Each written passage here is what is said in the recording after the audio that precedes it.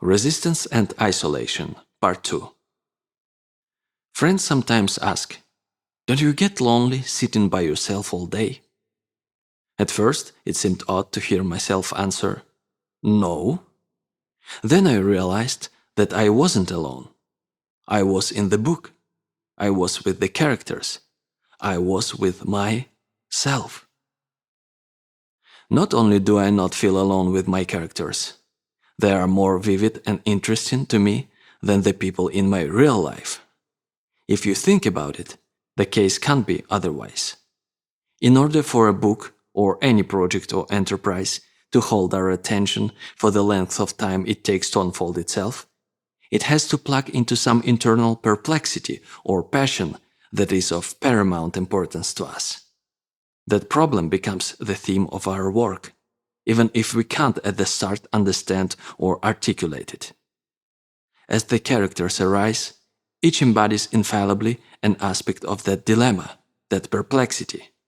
These characters might not be interesting to anyone else, but they are absolutely fascinating to us. They are us. Meaner, smarter, sexier versions of ourselves. It's fun to be with them because they're wrestling with the same issue that has its hooks into us. They're our soulmates, our lovers, our best friends, even the villains, especially the villains. Even in a book like this, which has no characters, I don't feel alone because I am imagining the reader, whom I conjure as an aspiring artist, much like my own younger, less grizzled self, to whom I hope to impart a little starch and inspiration and prime, a little, with some hard knocks wisdom and a few tricks of the trade. Resistance and Healing. Have you ever spent time in Santa Fe?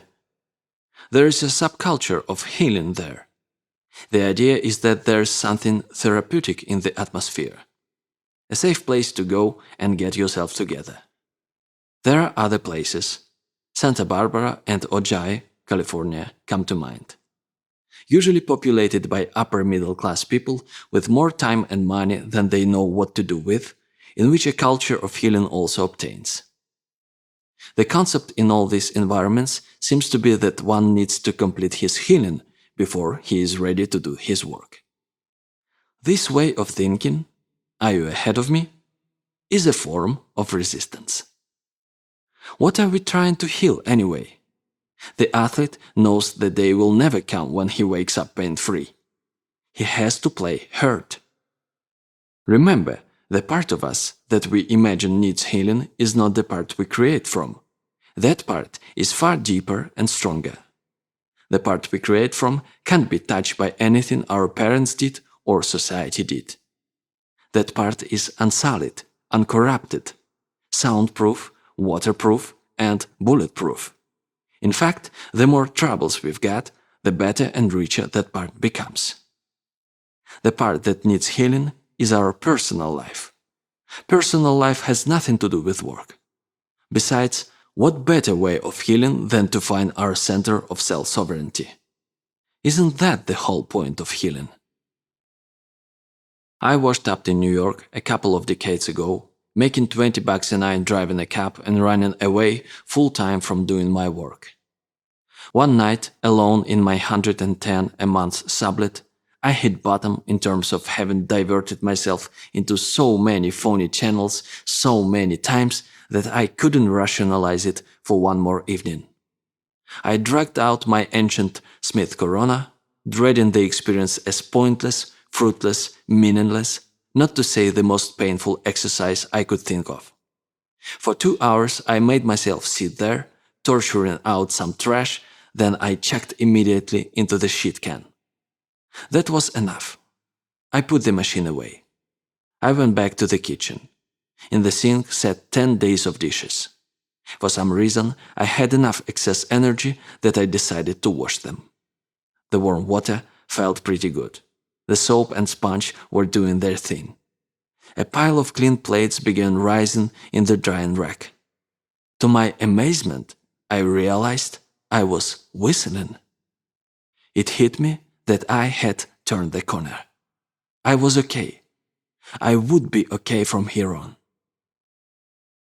Do you understand? I hadn't written anything good. It might be years before I would, if I ever did at all. That didn't matter. What counted was that I had, after years of running from it, actually sat down and done my work. Don't get me wrong. I've got nothing against true healing. We all need it. But it has nothing to do with doing our work and can be a colossal exercise in resistance. Resistance loves healing. Resistance knows that the more psychic energy we expend dredging and redredging the tired, boring injustices of our personal lives, the less choice we have to do our work. Resistance and support.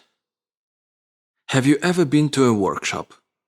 These boondoggles are colleges of resistance. They ought to give out PhDs in resistance. What better way of avoiding work than going to a workshop?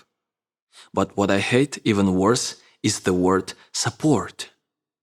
Seeking support from friends and family is like having your people gathered around at your deathbed. It's nice, but when the ship sails, all they can do is to stand on the dock waving goodbye. Any support we get from persons of flesh and blood is like monopoly money. It's not legal tender in that sphere where we have to do our work. In fact, the more energy we spend stoking up on support from colleagues and loved ones, the weaker we become and the less capable of handling our business. My friend Carol had the following dream at a time when her life felt like it was careening out of control. She was a passenger on a bus. Bruce Springsteen was driving. Suddenly, Springsteen pulled over, handed Carol the keys, and bolted. In the dream, Carol was panicking. How could she drive this huge rolling greyhound? By now, all the passengers were staring. Clearly, no one else was gonna step forward and take charge. Carol took the wheel. To her amazement, she found she could handle it. Later, analyzing the dream, she figured Bruce Springsteen was the boss of her psyche. The bus was the vehicle of her life. The boss was telling Carol it was time to take the wheel. More than that, the dream, by actually setting her down in the driver's seat and letting her feel that she could control the vehicle on the road, was providing her with a simulator run to prime her with the confidence that she could actually take command in her life. A dream like that is real support. It's a check you can cash when you sit down alone to do your work. P.S. When your deeper self delivers a dream like that, don't talk about it. Don't dilute its power. The dream is for you. It's between you and your muse. Shut up and use it. The only exception is you may share it with another comrade in arms, if sharing it will help or encourage that comrade in his or her own endeavors.